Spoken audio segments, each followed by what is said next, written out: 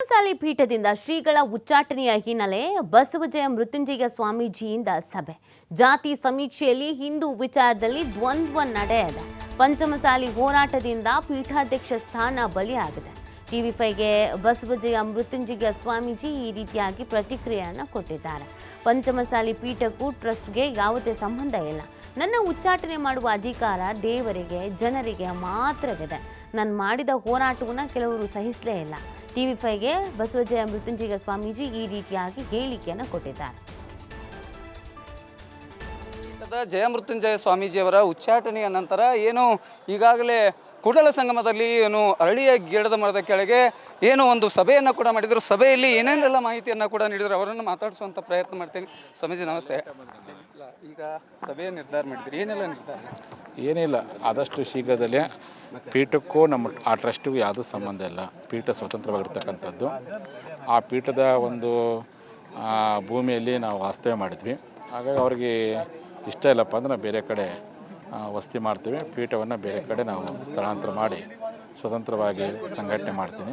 ಹಾಗಾಗಿ ಉಚ್ಚಾಟನೆ ಮಾಡುವಂಥ ಅಧಿಕಾರ ಯಾರಿಗೂ ಇಲ್ಲ. ಅದು ಕೇವಲ ದೇವರಿಗೆ ಮತ್ತು ಭಕ್ತರಿಗೆ ಮಾತ್ರ ಇದೆ. ಆ ಕಾರಣಕ್ಕೋಸ್ಕರವಾಗಿ ಆದಷ್ಟು ಶೀಘ್ರದಲ್ಲಿಯೇ ಸಮಾಜ ಹಿರಿಯರ ಸಭೆ ಕರೆದು ಒಂದು ರಾಜ್ಯ ಮಟ್ಟದ ಭಕ್ತರ ಸಭೆ. ಈಗ 2A ಮೀಸಲಾತಿಯ ಒಂದು 8ನೇ ಸುತ್ತಿನ ಹೋರಾಟವೇ ನಿಮಗೆ ಮುಳು ಆಯಿತಾ ಅನ್ನುವಂಥ ಪ್ರಶ್ನೆ ಇವತ್ತು ಉದ್ಭವ. ಯಾಕೆಂದರೆ 20 ತಾರೀಕಿಗೆ ಅದು ಹೋರಾಟ ಮಾಡಬೇಡ್ರಿ ಅಂತ ಹೇಳಿದರು. ಹೋರಾಟ ಯಾವ ಕಾರಣಕ್ಕೂ ಮಾಡಬೇಡ್ರಿ, ಮುಂದುವರಿಸ್ಬೇಡ ಅಂದಿದ್ರು. ಮತ್ತು ಯಾವುದೇ ಹೋರಾಟ ಮಾಡಬೇಕಾದ್ರೂ ನನ್ನನ್ನೇ ಕರಿಬೇಕು, ನನ್ನೇ ಉದ್ಘಾಟಕರು, ನನ್ನೇ ಅಧ್ಯಕ್ಷತೆ ಅಂತ. ಜನ ಒಪ್ತಾ ಇಲ್ಲ. ಆಗ ನಾವು ಹೋರಾಟವನ್ನು ಬಿಡಬಾರ್ದು ಸಂಕಲ್ಪ ತೊಟ್ಟಿದ್ದೀನಿ. ಹೋರಾಟವನ್ನು ಆರೋಗ್ಯದಲ್ಲಿ ಮಾಡಿದೆ, ರಾಯಬಾಗ್ ತಾಲೂಕು, ಬೆಳಗಾವಿ ಜಿಲ್ಲೆ.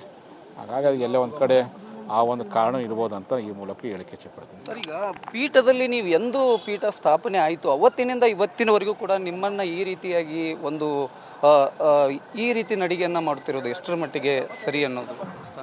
ನೋಡ್ರಿ, ನಾನು ದೊಡ್ಡ ವ್ಯಕ್ತಿಗಳು ಸಮಾಜ ಕಟ್ಟೋಕ್ಕೋಸ್ಕರ ಬಂದಂಥ ನಮ್ಮನ್ನು ಕೆಲವೊಂದು ಹಿತಾಸಕ್ತಿಗಳು ನಮ್ಮ ಒಳ್ಳೆಯ ಬೆಳವಣಿಗೆಯನ್ನು, ನಮ್ಮ ಒಳ್ಳೆಯ ಕಾರ್ಯವನ್ನು ದುರುಪಯೋಗಪಡಿಸೋ ಪ್ರಯತ್ನ ಮಾಡಿದರು. ನಾನು ಅದಕ್ಕೆ ಈಲ್ಡಾಗಲಿಲ್ಲ. ಸಮಾಜಕ್ಕೆ ಮೀಸಲಾತಿ ಬೇಕು, ಯಾವ ಕಾರಣಕ್ಕೆ ನಿಲ್ಲಿಸಲ್ಲ. ಯಾವುದೇ ಸರ್ಕಾರ ಬಂದು ನಾನು ಮಾಡ್ಬೇಕಂತ ಪ್ರತಿಮೆ ತೊಟ್ಟೇನಿ. ಹಿಂದಿನ ಸರ್ಕಾರದ ಮಾಡಿ ಈ ಸರ್ಕಾರ ಮಾಡ್ತೀವಿ ಅಂತಂದ್ವಿ. ಆಗ ಅದನ್ನು ಎಲ್ಲೇ ಒಂದು ಕಡೆ ಸಹಿಸೋಕ್ಕಾಗಲಿಲ್ಲ. ಸಹಿಸೋಕ್ಕಾಗಲಿರೋ ಕಾರಣಕ್ಕೆ ಅವತ್ತಿಂದ ಇವತ್ತಿನವರೆಗೂ ನನಗೆ ಮಾನಸಿಕ ನೋವು ಕೊಟ್ಟರು, ಷಡ್ಯಂತ್ರ ಮಾಡೋ ಪ್ರಯತ್ನ ಮಾಡಿದರು, ತೊಂದರೆ ಕೊಡೋ ಪ್ರಯತ್ನ ಮಾಡಿದರು. ಹಾಗೆ ಇಂಥ ಘಟನೆ ಮಾಡಿರ್ಬೋದು. ಅದು ಸಮಾಜ ನಮ್ಮ ಜೊತೆಗೆ ಐತಿ. ಇಡೀ ರಾಜ್ಯದ ಪಂಚಮಸಾಲಿಗಳು ನಮ್ಮ ಜೊತೆಗೆ ಅದಾರೆ. ಹಾಗಾಗಿ ಧೈರ್ಯವಾಗಿ ಸಮಾಜ ಕಟ್ತೀವಿ. ಸರ್, ಈಗ ಆರೋಪ ಮಾಡಿ ಈ ರೀತಿಯಾಗಿ ನಮ್ಮ ಸ್ವಾಮೀಜಿಯವರು ಸರಿಯಾಗಿ ನಡ್ಕೊಳ್ತಾ ಇಲ್ಲ ನಮ್ಮ ಸಮಾಜದ ಬಗ್ಗೆ ಅನ್ನುವಂಥದ್ದು ಜಗತ್ತಿಗೆ ಗೊತ್ತೈತಿ ಸ್ವಾಮಿಗಳು ಹೆಂಗದಾರ ಅಂತೇಳಿ. ಭಕ್ತರು ಹೇಳ್ಬೇಕು. ಅದಕ್ಕೆ ಭಕ್ತರ ತೀರ್ಮಾನ, ಅಂತಿಮ ತೀರ್ಮಾನ. 4 ಜನ ಕೂತ್ಕೊಂಡು ಮಾತಾಡೋದು ಅಧಿಕೃತ ತೀರ್ಮಾನ ಅಲ್ಲ. ಭಕ್ತರ ತೀರ್ಮಾನ ಅಂತಿಮ ತೀರ್ಮಾನ. ಭಕ್ತರು ಕೂಡಿ, ಭಕ್ತರ ನನ್ನ ಪೀಠದ ಆಸ್ತಿ. ಭಕ್ತರು ಅಲ್ಲ, ಮಠ ಯಾವತ್ತೂ ಶಾಶ್ವತ, ಪೀಠ ಯಾವತ್ತೂ ಶಾಶ್ವತ.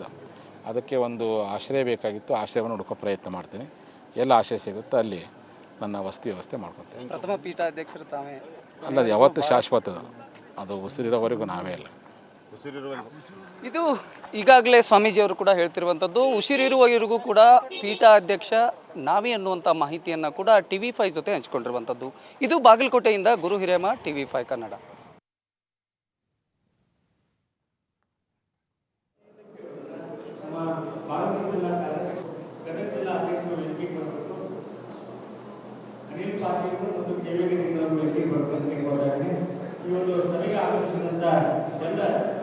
ನಮ್ಮ ಸಮುದಾಯದ ಮಾರ್ಗದರ್ಶಕರಾದ